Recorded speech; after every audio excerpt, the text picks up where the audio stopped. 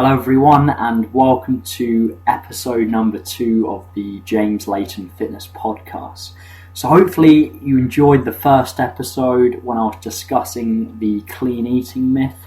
If you're still yet to listen to that podcast, if you go into the iTunes store, that will be listed under episode 1. In addition to that, if you're still yet to download my free ebook, How to Set Up a Nutrition Plan, I strongly recommend you go to my website, jameslaytonfitness.co.uk, that's spelled Layton, and you'll be able to download that immediately. Now in this episode, we'll be discussing post-workout nutrition. Now you probably already know this is a very hot topic within the fitness industry, within bodybuilding circles, and it probably has been one of the hottest topics for several decades now. However, we're really going to dive deep into this topic and I'm going to provide you with lots of evidence. We're also going to look at a lot of practical applications, and I really do strongly believe if you're an individual that is under this impression they need to consume their post-workout meal immediately after training or within 30 minutes, I really do think this is going to be a big eye-opener for you and should really help you massively just in terms of just reducing your stress. So without further ado, we are going to dive into the topic. Now, let's just give a brief introduction of this post-workout nutrition. Now, how this is portrayed within the fitness industry, as I mentioned in the opening comments, is portrayed as almost this magic window of opportunity where things like timing are exceptionally important. The absolute composition of the macronutrients consumed post-workout is exceptionally important. It's portrayed in the industry that actually timing of this can actually be more important than the absolute calories and macronutrients of this meal. So we're going to dive into this topic and I'm going to provide you with lots of evidence-based information and some practical applications as well. Now firstly, we need to put this into context as always, and we need to look at the urgency of this post-workout nutrition in terms of what was actually performed during the exercise bout itself and also when the next training session is going to be. So for example, if you're an endurance trainee and you're training twice per day within an 8-hour period, timing is much more important within this context because speed of glycogen resynthesis is exceptionally important when taking into account replenishing glycogen before the second training bout within the day. However, for most of you listening to this podcast who are just training once per day, speed of glycogen resynthesis will by default take care of itself with the caveat you consume sufficient carbohydrates throughout your day. So this is going to be a little bit of a quick primer. We're actually going to dive into some evidence shortly. Now it's important we just give a quick recap to that hierarchy of importance we spoke about within the first episode. So just to give you a quick recap, and also if you missed the episode, essentially there's a brilliant nutrition pyramid set out by Eric Helms, who's a very well-known natural bodybuilder and very much an evidence-based practitioner. And essentially this hierarchy of importance goes as the following. So initially we have total calories, energy balance is the most important factor.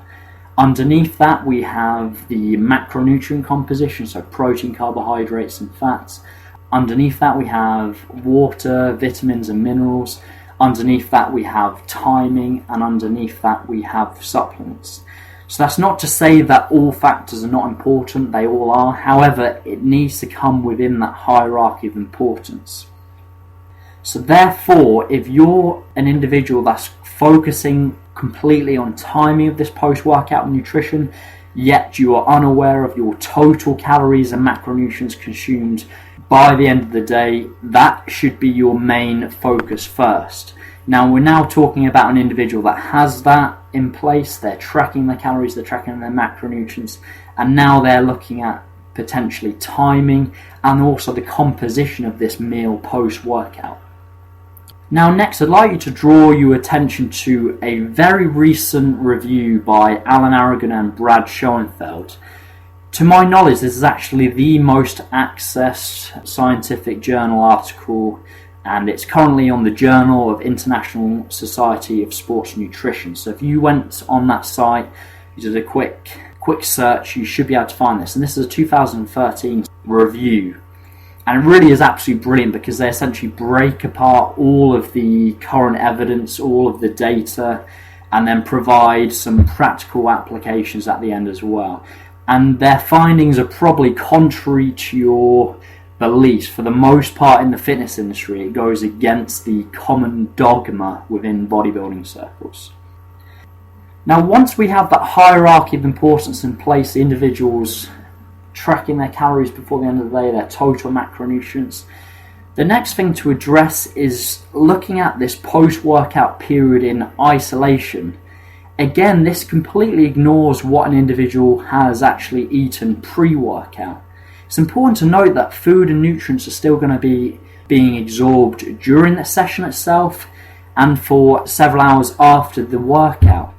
So to put this post-workout period in isolation isn't quite what it appears, especially when a pre-workout meal is being consumed. Now, there was an excellent study by Tipton et al. In 2007, and they essentially show that an ingestion of 20 grams of whey protein taken immediately pre-exercise elevated muscular uptake amino acids 4.4 times pre-exercise resting levels during exercise, and did not return to baseline levels until 3 hours post-workout. So what does this basically mean in layman's terms? As I said previously, there's still going to be amino acids being absorbed during the session itself and both post-workout. And this then again begs the question, the urgency of this post-workout meal when we have nutrients being absorbed from that pre-workout meal. Next, I want to discuss the purpose of the post-workout meal and how it is also perceived. So essentially there's three main components we need to look at. So the first thing, we need to kickstart muscle protein synthesis.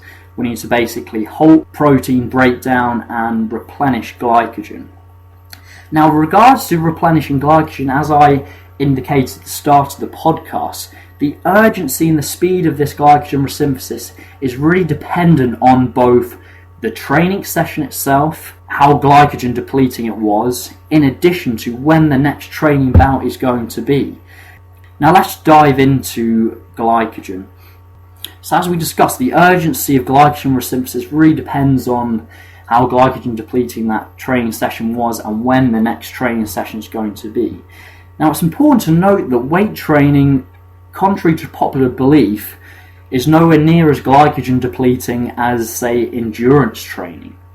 In addition to that, for the most part, people performing once per day weight training sessions, their next training session is more than likely going to be 24 hours away anyway. In addition to that, they're actually going to be more than likely training different body parts. Again, this begs the question of that timing of that carbohydrate source post-workout when the following session is 24 hours away and above. Now, Parkin et al. In 1997 compared immediate post-exercise ingestion of 5 high glycemic carbohydrate meals with a 2-hour wait before beginning the recovery feedings. No significant difference between groups were seen in glycogen levels at the 24-hour mark. So therefore, this essentially means that at the 24-hour mark, despite whether that carbohydrate source was taken immediately after training or 2 hours afterwards, at the 24-hour mark, when glycogen needs to replenish for that next session, is already replenished by default, with the caveat you consume sufficient carbohydrates. Now again, if you're training twice per day, speed of glycogen resynthesis is therefore more important, and timing of that post-workout meal relative to the workout itself will therefore dictate a different set of applications. Now next we need to discuss muscle protein synthesis, and as well as just look at insulin. This is another hormone which is portrayed within the fitness industry and the bodybuilding circles, which needs to be quote-unquote spiked post-workout. However, it's also important to note that protein is very insulinogenic. In addition to that, if you have a pre-exercise meal relatively close to the training bout, insulin levels are going to be above fasting levels anyway. Now I've got a couple of example studies just to prove this. So Capaldo et al. 1999 examined various metabolic effects during a 5-hour period after ingesting a solid meal comprised of 75 grams of carbohydrates, 37 grams of protein and 17 grams of fat. This meal was able to rise insulin 3 times above fasting levels within 30 minutes of consumption. At the 1-hour mark, insulin was 5 times greater than fasting levels. At the 5-hour mark, insulin was still double the fasting levels. Again, this begs the question of, do we need to add any quote-unquote high glycemic carbohydrates to spike insulin further when there's a pre-exercise meal in place? Insulin is going to be above fasting levels by default. And in another example, Power et al. 2009 showed that a 45-gram dose of whey protein isolate takes approximately 50 minutes to cause blood amino acids levels to peak. Insulin concentrations peaked 40 minutes after congestion and remained elevated for approximately 2 hours. What about dietary fat intake? So this is another big misconception within the fitness industry, and there's a couple of points to note here. So essentially, dietary fat taken post-workout will essentially slow gastric emptying. However, again, this begs the question, the importance of this if our next training bout is at least 24 hours away. So yes, if you're an endurance trainer training twice per day, there would be perhaps an argument whether having dietary fat within your post-workout meal of after session 1 would be a good idea. However, for individuals training 24 hours away, it simply doesn't matter. And here's an excellent study. Fox et al. In 2004 saw no significant reduction in glycogen content 24 hours after depletion, despite adding 165 grams of fat collectively to a post-workout recovery meals. So let's just think about 165 grams of fat taken post-workout did not see any difference in glycogen resynthesis at the 24-hour mark. So these are exceptionally high levels. I mean, this is going to be, for the most part, much higher than someone's daily fat intake, and even that didn't affect total glycogen resynthesis at the 24-hour mark. Now, with regards to having a solid or a liquid meal, it really doesn't matter. So essentially, just let your preference dictate which one you prefer. And it's important to know that some people just can't stomach whole food after their training, so sometimes a liquid meal may be more suitable for that individual. However, it's important to note that you're not getting any marginal benefit by taking a liquid meal versus a solid meal.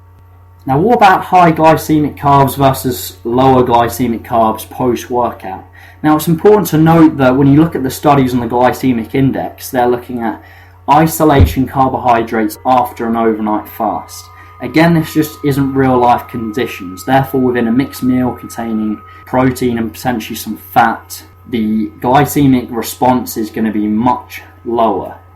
Added to this, when you have an individual consuming a pre-exercise meal, again, there's still nutrients being absorbed from that pre-exercise meal, again, blunting that glycemic response. Therefore, let your preference dictate whether you have higher glycemic or lower glycemic carbohydrates in your post-workout meal. Now, obviously, if you were training twice a day and you're endurance training, these recommendations would change. However, for the most part, the individuals listening to this podcast are weight training individuals looking to either lose body fat or gain muscle. So now we've discussed all of these different factors. Hopefully you've got a very good idea of how the importance of the timing post-workout isn't perhaps what you first perceived, in addition to the type of carbohydrates isn't as important as you first perceived. However, here's some practical applications. So I would personally suggest a protein dose anywhere between 0.4 to 0.5 grams of protein per kilogram of lean body mass at both the pre-exercise and post-exercise period. This is relatively a safe and general guideline that reflects the current evidence. With regards to the timing of the pre and post-exercise meal, if you can consume each of these 4 to 6 hours apart, so 4 to 6 hours from the pre-exercise meal compared to the post-exercise meal, that should be perfectly fine. Now, it's important to note, if you were to have a larger pre-exercise meal closer to training bout, you could potentially argue that you could potentially have that post-exercise meal later. Again, remember that hierarchy of importance, and make sure you've got that foundation of total calories, macronutrients met before the end of the day. Then you start to look at timing. Now, if you were not to have a pre-exercise meal, you could potentially build a case that the post-exercise meal needs to be a little bit closer to training bout. However, just remember that hierarchy of importance first. What about carbohydrates? We need to make sure that we're firstly meeting our total carbohydrate targets. From there, just let your preference dictate where you consume these throughout the day. For the most part, this more than likely would mean some carbohydrates would come in that post-workout period. However, let your preference dictate the quantity. Like I said, make sure the total carbohydrates met before the end of the day is on point. For most individuals, adding some carbohydrates prior to the training will certainly help with training performance. However, let preference dictate this quantity. So this could take a little bit of trial and error, judging your performance in the gym, whether you perhaps train better on higher carbohydrates or lower carbohydrates. Trial and error is going to be a very good protocol to use here. Now, obviously, as I mentioned, if you're training twice per day, the above recommendations don't really apply to you. With regards to fat intake, as I mentioned, if you have this in a post-workout meal, it really doesn't matter. Just make sure that you meet your daily fat target. Now, hopefully you've got some really good practical applications you can now apply in the real world. So like I said, especially if you're an individual that was under the impression you need to eat immediately after training, hopefully this just allows a little bit more flexibility and you won't feel as stressed when doing so. It's also important to note that if it's just more convenient to eat immediately after training for you, that's absolutely fine, just do that. Likewise, if you can't actually eat for 3 or 4 hours after training, don't panic, just fit that meal in whenever it's convenient to you. It's also important to note the quote-unquote dextrose and whey, which seemed to be for decades the post-workout option of choice. It's important to note that even though this isn't absolutely necessary, if your preference dictates this is absolutely fine. So if you actually enjoy the sweet taste of dextrose and whey after training, this is absolutely fine. Just make sure to fit the calories, macronutrients within your daily targets. So as we've discussed a lot of topics in detail here. So I really hope you can take a lot of information in this and start applying this in the real world. So thank you very much for listening. If you've enjoyed the podcast, feel free to subscribe, leave me a rating and a review. In addition to that, like I said at the start of the podcast, if you're still yet to download that free ebook, if you go to jameslaytonfitness.co.uk, there's a page at the top of the website called the free ebook. If you click on that, type in your name and email address, that will be sent to you immediately. I look forward to talking to you next week with a new topic.